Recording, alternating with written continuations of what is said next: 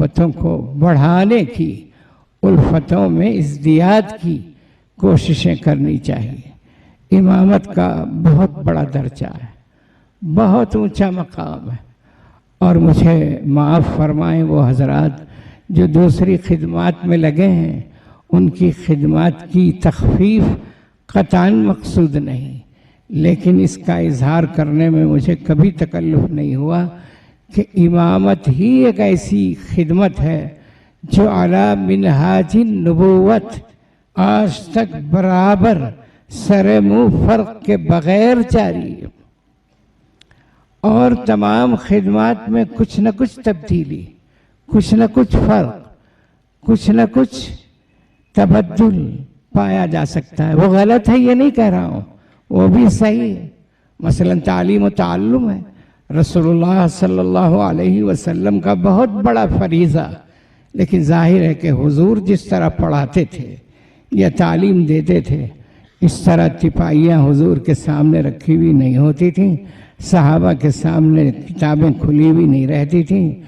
اساتذہ اس طرح طلبہ سے عبارتیں پڑھوا کر اس کا مطلب بیان فرماتے تھے، ایسا نہیں ہوتا تھا۔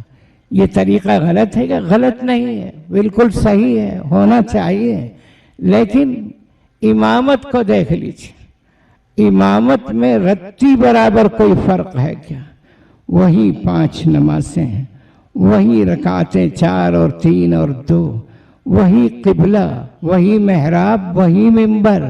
وہی تکبیر، وہی تسلیم، وہی رکوع، وہی قومہ، وہی قعدہ، وہی سجدہ، وہی قیام، کوئی بھی تو فرق نہیں ہے، ذرہ برابر بھی فرق نہیں ہے۔ اس لیے جو حضرات ائمہ امامت کی خدمت میں لگے ہوئے ہیں، میں انہیں کھلے دل سے مبارکباد دیتا ہوں، اگرچہ میں امام نہیں ہوں، لیکن نہیں ہوں اس لیے زور سے کہتا ہوں کہ آپ جس خدمت میں لگے ہیں وہ سب سے بہترین خدمت ہے، جس میں کسی قسم کا شک و شبہ نہیں، کسی طرح کا تغیر و تبدل نہیں،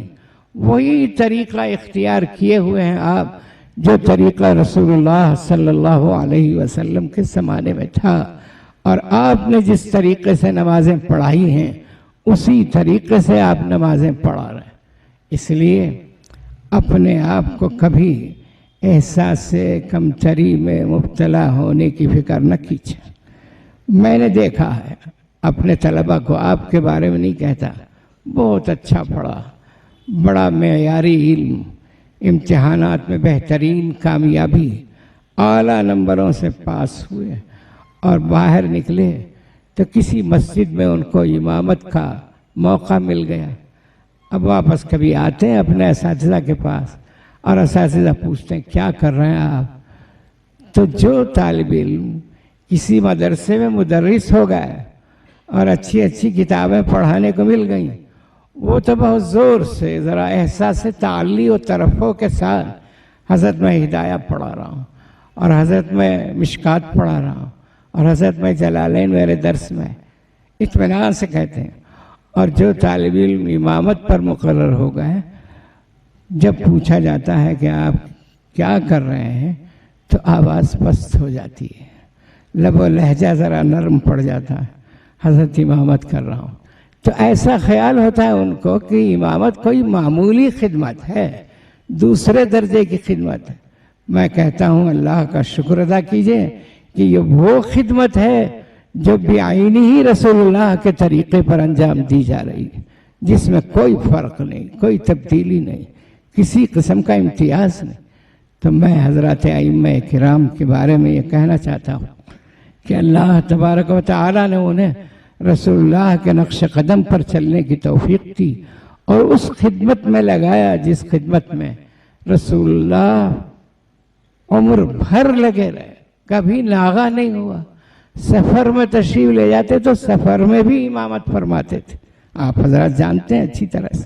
5 وقتہ نمازوں کی امامت۔ آج کل تھوڑی سی ترقی ہوتی چلی گئی ہے اس میں کہ ذرا بڑا عالم ہوا تو وہ 3 وقت کی نماز پڑھائے گا، اور بہت بڑا عالم ہوا تو صرف جمعہ پڑھائے گا، اور اس سے بھی بڑا عالم ہوا تو عیدین پڑھائے گا۔ تو یہ ہوا، لیکن رسول اللہ کا مرتبہ کیا ہے آپ جانتے ہیں، 5 वक्ता नमाजों की इमामत रसूलुल्लाह सल्लल्लाहु अलैहि वसल्लम बिला नागा बिला फरमाया करते थे। तो बुजुर्गान मुहतरम, अइम्मा को मुबारकबाद देता हूँ और उनसे गुजारिश करता हूँ कि आपके हाथ में है क़ियादत और आपके हाथ में है अवामुन्नास,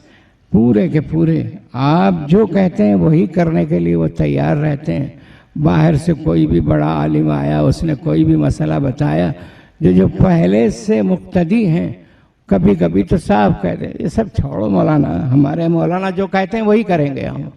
तो ये बार बार का तजुर्बा है। तो आपकी अकीदत और मोहब्बत अल्लाह की तरफ से मुक्तदियों के दिलों में डाल दी जाती है और आप उनको जिस सही रास्ते पर चलाना चाहें आसानी से चला सकते हैं। बुजुर्गान मुहतरम, बातें बहुत हैं। मैंने कुरान मजीद की एक आयत पढ़ी कि अल्लाह की इताअत करो, रसूलुल्लाह की बात मानो, आपस में तनाज़ो में न पढ़ो, फतफशलू, बुज़दिली तुम्हारे अंदर पैदा हो जाएगी और तुम्हारा वक़ार, तुम्हारी आज़मत और तुम्हारी हैबत ख़त्म हो जाएगी, तुम्हारी हवा उखड़ जाएगी। ये तनाज़ो आपस में खामखा के मसाइल में, उसकी वजह से उम्मत मुस्लिमा बेवक़ार हो गई है, बेआज़मत हो गई, उसकी हैबत ख़त्म हो गई। इस तनाज़ो को ख़त्म करना चाहिए। रसूलुल्लाह सल्लल्लाहु अलैहि वसल्लम ने इरशाद फरमाया कि जन्नत में दाखिला ईमान के बग़ैर मुमकिन नहीं और ईमान का दावा सही नहीं। अहबाब ने अभी तक हमारे चैनल को सब्सक्राइब नहीं किया वो फ़ौरन ही सब्सक्राइब फरमा दें, लाइक फरमाएं और दोस्तों में शेयर